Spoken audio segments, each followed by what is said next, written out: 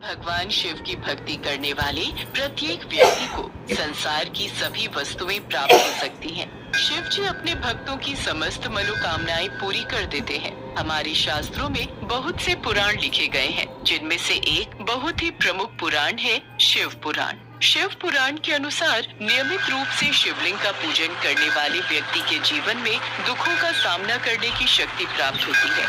इस संसार में रहने वाले प्रत्येक मनुष्य की बस यही कामना होती है कि उसे जीते जी हर प्रकार के सुख प्राप्त हो और मरने के पश्चात मोक्ष की प्राप्ति हो, पर सभी के साथ ऐसा नहीं हो पाता है। जीते जी तो दुख मिलते ही हैं और मरने के उपरांत भी मोक्ष प्राप्ति नहीं हो पाती। इसलिए शिव पुराण में भोग और मोक्ष दोनों की प्राप्ति के मार्ग बताए गए हैं, जिनका पालन करके कोई भी मनुष्य भोग और मोक्ष दोनों फलों की प्राप्ति कर सकता है। शिव महापुराण में ऐसे 10 मार्ग बताए गए हैं, जिन पर चलकर मनुष्य अपने जीवन को सुखमय और सरल बना सकता है। शिव पुराण में लिखित कथनों के अनुसार धन संग्रह करना।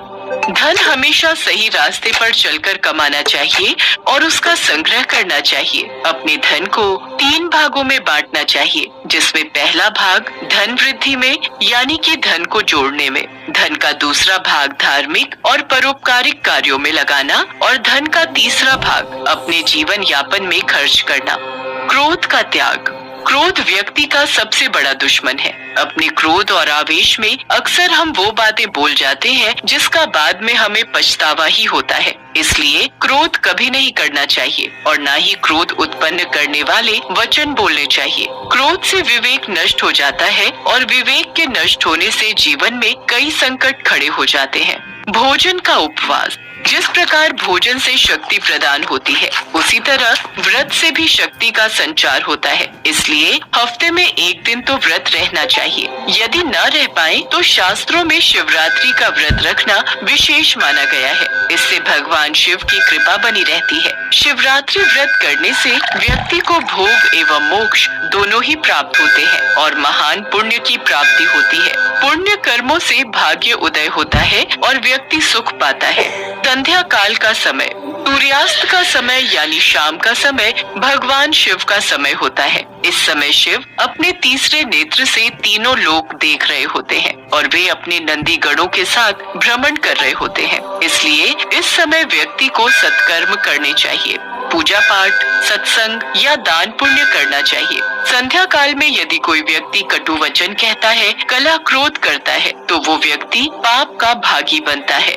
सत्य बोलना। सत्य हमेशा विजयी होता है। सत्य बोलने वाले का चित्त शांत रहता है, जबकि असत्य बोलने वाले का चित्त विचलित रहता है। असत्य बोलना या असत्य का साथ देना सबसे बड़ा अधर्म है। इसलिए सदैव सत्य बोलिए, क्योंकि सत्य बोलना मनुष्य के लिए सबसे बड़ा धर्म है। निष्काम कर्म।